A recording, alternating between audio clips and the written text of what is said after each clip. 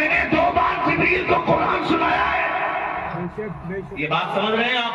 اب میں بتانا چاہتا ہوں قرآن مقدس کی جو سب سے آخری آیت نازل ہوئی وَاتَّقُوا يَوْمًا تُرْجَعُونَ فِيهِ إِلَى اللَّهِ ثُمَّ تُوَفَّى كُلُّ نَفْسٍ مَا كَسَبَتْ وَهُمْ لَا يُظْلَمُونَ، آیت کے اعتبار سے، مگر سورت کے اعتبار سے سب سے آخری سورت جو نازل ہوئی اِذَا جَاءَ نَصْرُ اللَّهِ وَالْفَتْحُ وَرَأَيْتَ النَّاسَ يَدْخُلُونَ فِي دِينِ اللَّهِ أَفْوَاجًا فَسَبِّحْ بِحَمْدِ رَبِّكَ وَاسْتَغْفِرْهُ إِنَّهُ كَانَ تَوَّابًا۔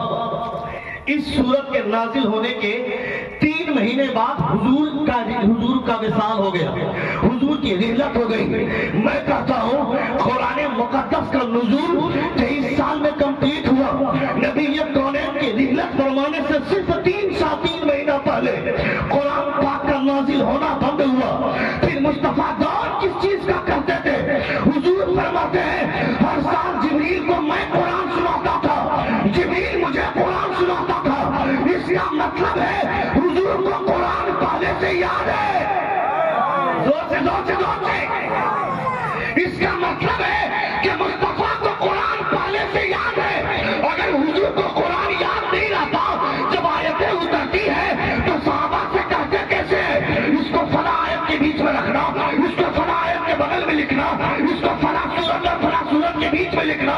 اور علماء فرماتے ہیں جو آج ہمارے سامنے قرآن کی جو ترتیب ہے یہی ترتیب لوح محفوظ پر ہے۔ حضور فرماتے ہیں ہر سال میں جبریل کو سناتا تھا، جبریل مجھے ہر سال جبریل مجھے سناتا تھا۔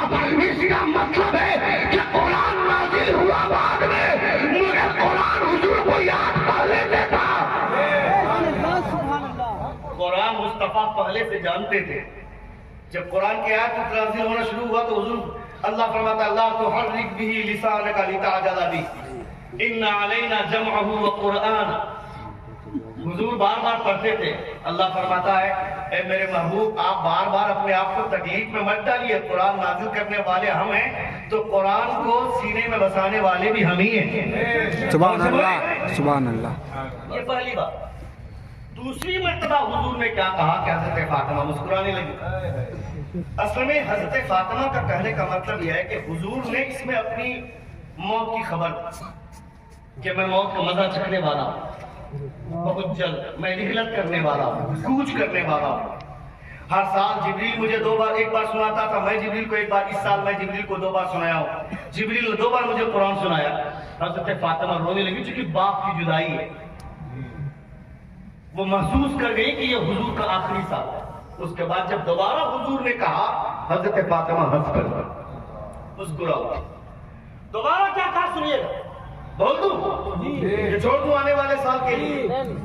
سن لیجئے گا، سن لیجئے گا، ایک بار زور سے کہیں یا رسول اللہ، یا رسول اللہ۔ حضرت فاطمہ فرماتے کہ دوبارہ جو حضور نے میرے کان میں کہا وہ یہ کہا کہ فاطمہ یہ بھی جان لو میرے اہل بیت میں سب سے پہلے جس کی مجھ سے ملاقات ہوگی قبر میں وہ تم ہی ہو۔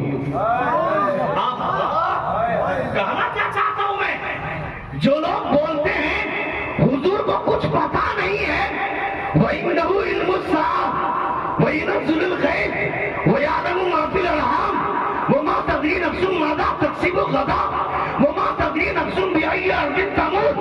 بارش کب ہوگی، قیامت کب ہوگی، ماں کے پیٹ میں کیا ہے، کب آدمی مرے گا، کہاں مرے گا، یہ خدا کے علاوہ کوئی نہیں جانتا ہے۔ یہ تم کہتے ہو خدا کہتا ہے، مگر اللہ رب العزت کی عطا سے یہ تمام علوم مصطفیٰ بھی جانتے ہیں۔ اگر حضور نہیں جانتے تو حضور یہ کہتے کیسے فاطمہ تم مجھ سے ملنے والی ہو؟ یہ بات جیسے ہی سنا حضرت فاطمہ مسکراؤ۔ اس کا مطلب یہ ہے کہ اپنی موت کا غم نہیں کرنا چاہیے، حضور سے ملاقات کی خوشی محسوس ہونی چاہیے۔ ابھی 3 دن پہلے جو حادثہ ہوا، 4 دن پہلے سنبھل میں جن 4-5 لوگوں کو گولی مار کر شہید کیا گیا، ان میں سے ایک لڑکے کی تصویر وائرل ہوئی۔ اس کا مسکراتا ہوا چہرہ دیکھنے کے بعد یہ محسوس ہوتا ہے اسے مرنے کا غم نہیں، مصطفیٰ سے ملنے کی خوشی ہے۔ سبحان اللہ۔ اس لیے کہ جو مرتے ہیں اللہ کے رب العزت کے رسول کی محبت میں، وہ مرتے نہیں ہیں، وہ شہید ہوتے ہیں، شہید ہوتے ہیں، وہ شہید ہوئے۔ اللہ رب العزت ہم تماموں کو شہادت کی موت عطا فرمائے۔ آمین۔ اس پر زور سے آمین کہنا چاہیے۔ شہادت کی موت مقدر والوں کو ملتی ہے، سمجھ رہے ہیں آپ؟ مقدر والوں کو ملتی ہے۔ ایک آخری بات میری سن لیں، آخری بات 2 منٹ کے اندر، 2 منٹ کے اندر آخری بات۔ حضرت عمر فاروق رضی اللہ تعالیٰ عنہ نے اپنے بھائی سے کہا کہ زیرہ پہن لو، میدان جنگ میں جا رہا ہے۔ حضرت عمر کے فاروق کے بھائی نے فرمایا کہ نہیں زیرہ آپ پہن لیجیے۔ آپ نے کہا کہ نہیں تم پہن لو، انہوں نے کہا کہ نہیں آپ پہن لیجیے۔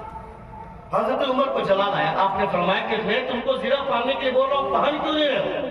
جواب سنیے، ان کے بھائی نے کہا آپ کو کیا لگتا ہے اللہ رب العزت کے پیارے رسول کی محبت میں شہید ہونے کی تمنا صرف آپ کے سینے میں ہے کیا؟ میں بھی حضور کی محبت میں مرنا چاہتا ہوں تاکہ رسول دی وقار کی محبت میں شہادت کی موت ملے تو کائنات کی سب سے بڑی دولت مل جائے۔ اسے بولتے ہیں شہادت کی تمنا کرنا، شہادت کی خواہش میں اپنے آپ کو زندہ رکھنا۔ اللہ رب العزت ہم تماموں کو نبی کونین سے بے پناہ محبت کرنے کی توفیق عطا فرمائے۔ استغفر اللہ ربی من کل ذنب واتوب الیہ۔ زور سے کلمہ شہادت پڑھیے، اشہد ان لا الہ الا اللہ واشہد ان محمدا عبدہ ورسولہ۔ السلام علیکم ورحمۃ اللہ وبرکاتہ۔